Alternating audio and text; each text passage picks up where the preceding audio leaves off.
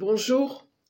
Aujourd'hui, je voudrais aborder le thème de la toute-puissance de Dieu parce que bien des gens s'étonnent de ce que ce Dieu tout-puissant, ce Dieu qu'on dit tout-puissant, ne s'immisce pas plus dans les problèmes que nous avons à affronter ou pour guérir des personnes qui sont dans des situations vraiment dramatiques. Et en fait, je voudrais peut-être aider à réfléchir sur la question, parce que Dieu ne s'immisce pas, justement, n'est pas interventionniste pour respecter notre liberté. En revanche, il est tout puissant en amour, à une condition que nous acceptions de recevoir cet amour et de le diffuser, parce que en fait, ce n'est pas lui qui va faire des miracles, mais c'est son amour qui va faire des miracles à travers nous. Et donc, il est très important de recevoir cet amour et d'être des bons transmetteurs, parce que c'est un peu comme l'a fait l'électricité.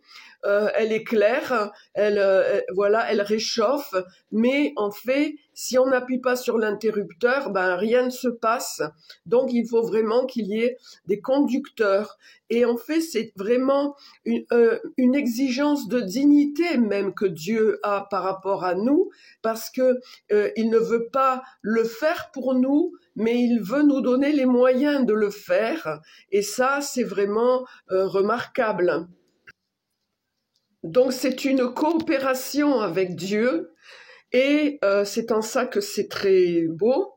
Et en fait, Saint Jean-Baptiste disait au sujet de Jésus, il faut que moi je diminue pour que lui, il grandisse, il croisse. Et en fait, c'est exactement ça. Il faut que nous arrivions à diminuer notre ego, nos égoïsmes, pour nous laisser emplir de cet amour et pour pouvoir ensuite le répandre autour de nous. Alors, il y a une chanson bien connue qui dit quand il me prend dans ses bras, je vois la vie en rose. Et bien, concernant l'amour de Dieu, ça nous fait peut-être pas voir la vie en rose, quoique, mais ça nous fait surtout changer d'optique sur ce qui nous arrive, ce que nous avons à vivre. Ça donne du courage. Ça donne de la patience, cet amour donne une force, parfois une inspiration pour les artistes qui créent des choses magnifiques. Et vraiment, c'est une source de puissance, de toute puissance que Dieu nous donne à travers cet amour. Alors le monde sans amour, eh bien, c'est vrai que l'amour c'est vital, que ce soit l'amour pour faire grandir des enfants, un enfant sans amour va dépérir.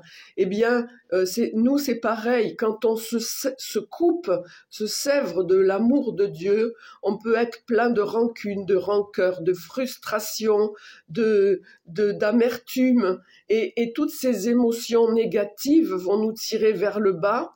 Alors que justement, l'amour de Dieu, ça change le regard qu'on a sur la vie, et c'est ça qui fait des miracles en fait. Ensuite, ce que je voulais dire, c'est que bien souvent, on reproche à Dieu des choses dont nous sommes entièrement responsables, parce que tout est lié.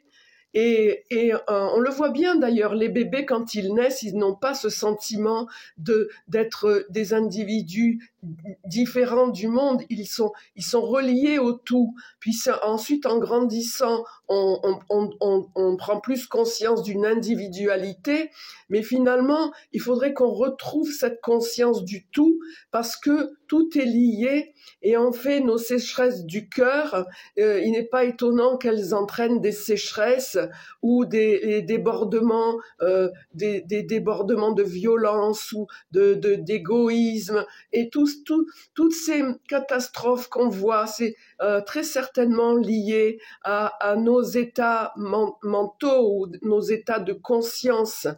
Donc, d'ailleurs, Marie l'a dit, en agissant comme nous faisons, nous mettons même en danger l'univers. Donc, ça, c'est vraiment ça, se laisser remplir de l'amour de Dieu, ça a une portée qui dépasse même tout ce qu'on peut imaginer.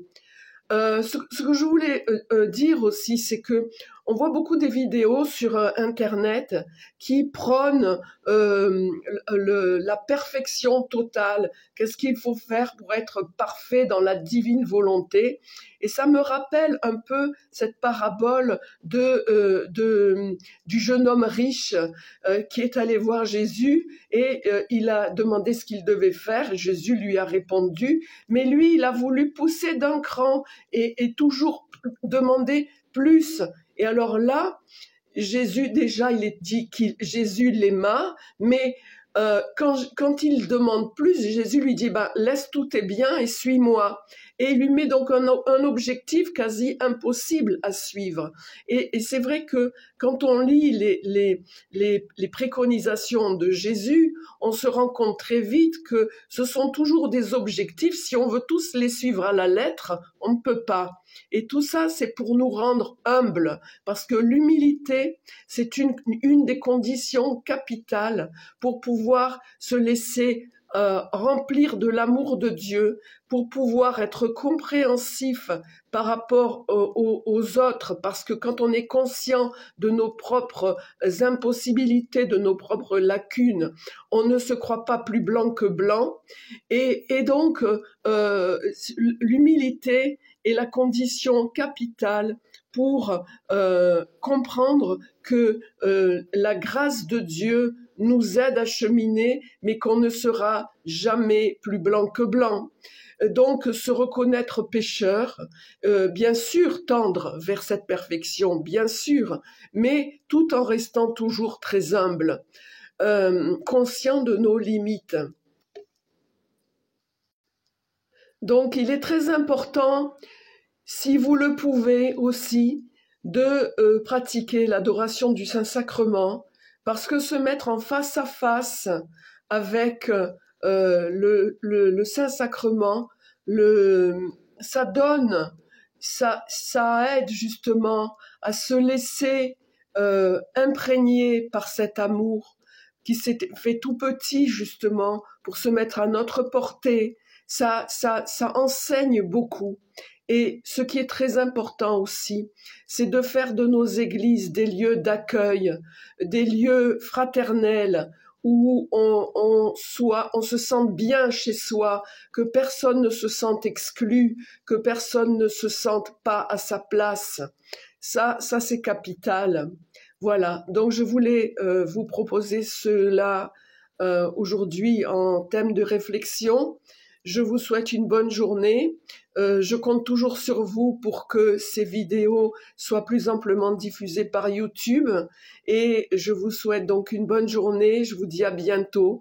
Que Dieu vous bénisse dans sa toute puissance d'amour.